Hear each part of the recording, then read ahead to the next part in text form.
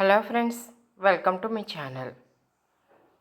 కార్తీక్ దీప వంటగదిలో మాట్లాడుకుంటుంటే సుమిత్ర వచ్చి, రే కార్తీక్, నువ్వు నాకు మాట ఇవ్వాలరా అని అంటుంది. ఏంటత్త అని అడుగుతాడు కార్తీక్. నువ్వు ముందు నా చేతిలో ఒట్టేసి చెప్పు, నేను అడిగిన దానికి నిజం చెప్తానని సుమిత్ర అంటుంది. సరే అత్త, నువ్వు ఏమడిగినా నిజం చెప్తానని కార్తీక్ అంటాడు. నువ్వు ముందు చేతిలో చెయ్యేసి చెప్పు అని అంటుంది. అలాగే అత్త అని ఇక సుమిత్ర చేతిలో కార్తీక్ చెయ్యేసి, నువ్వు అడిగిన దానికి నేను సమాధానం చెప్తానని కార్తీక్ అంటాడు. ఇక ఆ వంటగదిలోంచి కార్తీక్ని హాల్లోకి తీసుకొస్తుంది సుమిత్ర. కార్తీక్ వెనకాలే దీప కూడా హాల్లోకి వస్తుంది. హాల్లో దశరథ్ శివనారాయణ మాట్లాడుకుంటూ ఉంటారు. అప్పుడే పైనుంచి జ్యోత్స్న పారిజాతం దిగుతూ ఉంటారు. ఇక ఇప్పుడు చెప్పరా, నా చేతిలో చెయ్యి వేసని ఇక కార్తీక్ చేయి తీసుకుని తన చేతిలో వేసుకుని, నువ్వు ఎందుకు ఈ ఇంట్లో డ్రైవర్గా చేస్తున్నావు? నీకు ఎన్ని అవకాశాలు వచ్చినా ఇక్కడి నుంచి వెళ్ళడం లేదెందుకు? ఈ ఇంట్లోనే ఊడిగలు చేస్తున్నావు ఎందుకు? నువ్వు ఇప్పుడు నిజం చెప్పాలి అని అంటుంది. దీప అయితే సుమిత్ర అలా అడిగేసరికి చాలా కంగారు పడిపోతుంది. ఇప్పుడు అమ్మ ఇలా అడుగుతుంది, బావ ఏం చెప్తాడో అని చాలా టెన్షన్ పడుతుంది. జ్యోత్స్న కూడా బావ ఏం చెప్తాడా అని చూస్తూ ఉంటుంది. ఇంతలో పారిజాతం, చెప్పరా చెప్పు, సుమిత్ర అడుగుతుంది కదా అని అంటుంది. శివనారాయణ, పారిజాతం, ఇక నువ్వు ఆపుతావా? సుమిత్ర అడుగుతుంది కదా, మధ్యలో నీకెందుకు, వాడేం చెప్తాడో విను అని అంటే, అలాగే అండి అని పారిజాతం అంటుంది. సుమిత్ర, చెప్పరా ఇప్పుడు చెప్పు అంటే, నువ్వు ఒట్టేసావు, అబద్ధం చెప్పకూడదు, నువ్వు అబద్ధం చెప్పవని నేను అనుకుంటున్నానని సుమిత్ర అంటుంది. కార్తీక్, లేదత్తా, నేను అబద్ధం చెప్పను. నాకు ఎన్ని అవకాశాలు వచ్చినా నేను బయటకు వెళ్ళకపోవడానికి కారణం నీ కూతురే అత్త అని చెప్తాడు. ఇక ఆ మాటతో దీప చాలా షాక్ అవుతుంది. అలాగే జ్యోత్స్న కూడా షాక్ అవుతుంది. ఏంటి, బావకు నిజం తెలిసిపోయిందా? నిజం తెలిసే ఇలా మాట్లాడుతున్నాడా? నీ కూతురు గురించే అంటే ఏమిటి అర్థం?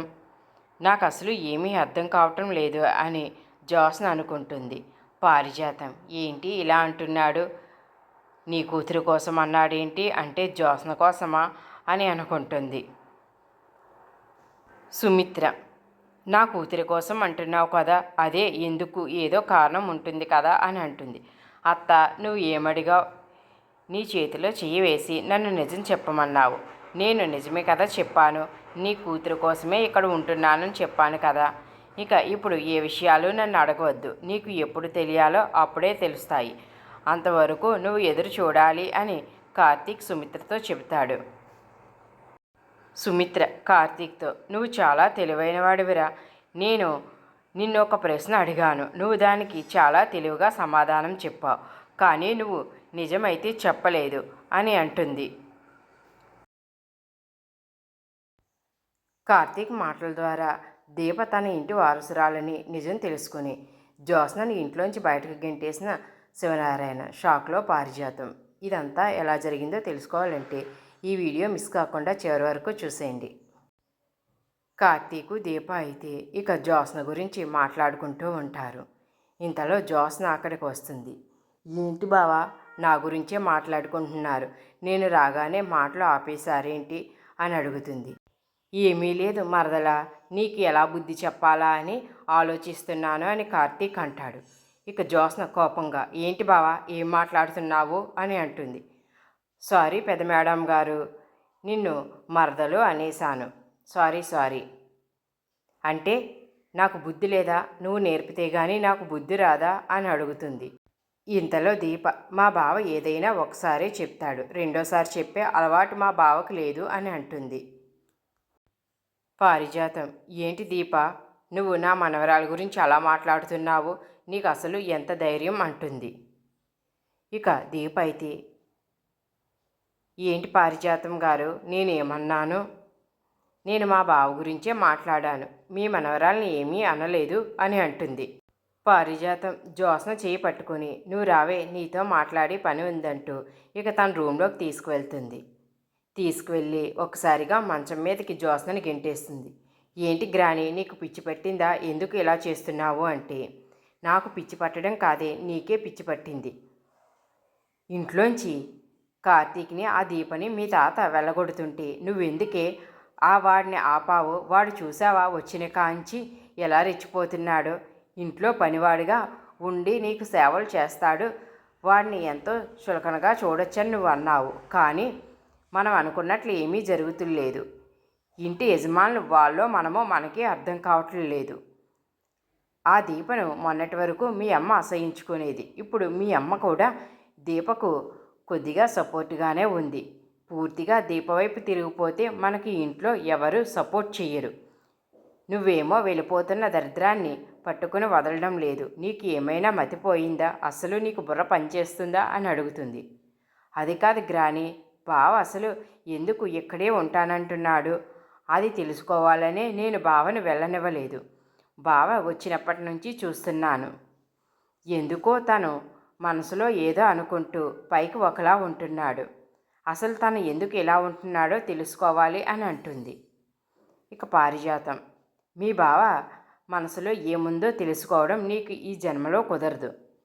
వాడు చాలా తెలివైనవాడు.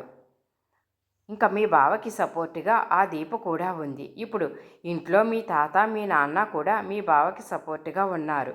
ఇక వాడిని నువ్వు పట్టుకోలేవు. వాడు ఏం ఆలోచిస్తున్నాడో, వాడి ఆలోచనలు ఏంటో నీకు ఎప్పటికీ తెలిసే అవకాశం కూడా ఉండదు. వాడు ఏదో గట్టి దెబ్బే కొట్టేలా ఉన్నాడు. వాడు వెళ్ళిపోతుంటే ఆపి నువ్వే నీ కష్టాలను కోరి తెచ్చుకున్నావు. ఇప్పుడు నేను ఏమీ చెయ్యలేను అని పారిజాతం అంటుంది. ఇక దీప కార్తీకు పని పూర్తయిందని చెప్పి ఇంట్లోంచి బయటకు వెళ్తారు. ఇక బయటికి రాగానే గుమ్మంలోనే ఇక జ్యోత్స్న గురించి దీప మాట్లాడుతూ ఉంటుంది. ఏంటి బావా, జ్యోత్స్న రోజురోజుకి ఇలా తయారవుతుంది. మనకి నష్టమని తెలుసు కూడా ఆ వేలంపాట పాడింది. నువ్వు ఆపకపోతే ఇక జ్యోత్స్న ఆగేదే కాదు. ఎందుకు మన కుటుంబానికి నష్టం చేయాలనుకుంటుంది? అసలు తను ఏం చేద్దామనుకుంటుంది అని కార్తీక్తో దీప అంటుంటే, కార్తీక్ అయితే జ్యోత్స్న ఏం చేసినా నేను చూస్తూ ఊరుకోను కదా, అందుకనే మనకు ఏ నష్టం కలగకుండా నేను జ్యోత్స్నను ఆపాను.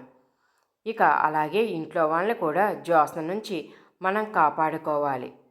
జ్యోత్స్నకు బుద్ధి వచ్చేలా మనమే చెయ్యాలి. జ్యోత్స్న బుద్ధి మారే వరకు మనం ఈ ఇంట్లో పని వాళ్ళలాగే ఉండాలి. అప్పటి వరకు నీ గురించి ఇంట్లో ఎవరికీ నిజం చెప్పను అని దీపతో అంటుంటే అప్పుడే శివనారాయణ బయటకు వస్తాడు. ఇక కార్తీక్ శివనారాయణ మాటలు వింటాడు. ఏంట్రా కార్తీక్, అసలు జ్యోత్స్న నుంచి మమ్మల్ని కాపాడమేంటి? నువ్వు నిజం చెప్తావా లేదా? మీ అత్త అడిగితే నువ్వు తప్పించుకున్నావు. ఇప్పుడు నువ్వు నిజం చెప్పాల్సిందే, లేకపోతే చనిపోయిన మీ అమ్మమ్మ మీద ఒట్టు అని అంటాడు. ఇక ఆ మాటతో కార్తీక్ అయితే తాతయ్య నీకు ఒక విషయం చెప్పాలి అని అంటాడు. దాని గురించే కదా అడుగుతున్నాను, చెప్పు అని శివనారాయణ అంటాడు. తాతయ్య, నువ్వు అనుకున్నట్లు జ్యోత్స్న ఈ ఇంటి వారసురాలు కాదు, దశరథ్ మావయ్య కూతురు కాదు అని చెప్తాడు. ఏంట్రా ఏం మాట్లాడుతున్నావో అంటే, ఇక జరిగిన విషయమంతా, పారిజాతం చేసిందంతా శివనారాయణకు కార్తీక్ చెప్తాడు. ఇక శివనారాయణ ఒక్కసారిగా షాక్ అయిపోతాడు. ఏంటి, నువ్వు చెప్పేది నిజమేనా?